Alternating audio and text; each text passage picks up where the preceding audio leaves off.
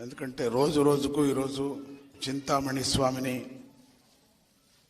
అర్చనలు చేసేవారు, పూజలు చేసే, అభిషేకాలు చేసేటువంటి జనం ఎక్కువ అవుతున్నారు.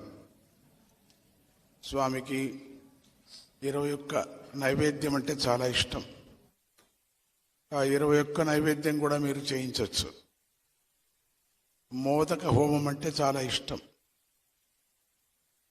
ఇండ్లలో చాలా ప్రాబ్లం ఉండేవాళ్ళు, తాపత్రయం ఉండేవాళ్ళు, వ్యాపారంలో నష్టపోయిన వాళ్ళు, మళ్ళీ వ్యాపారం చేయాలనుకున్న వాళ్ళు, ఉద్యోగం కావాలనుకున్న వాళ్ళు 108 మోదక హోమాలు, 108 మోదకాలతో హోమం చేయటం, హోమాన్ని చేయించటం, అది కూడా ఏర్పాటు ఇక్కడ చేస్తారు.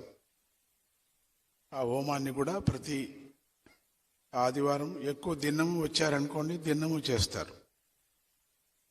అది చేయించి స్వామిని మనసారా వేడుకుంటూ, స్వామికి కానుకలు అర్పణ చేస్తూ,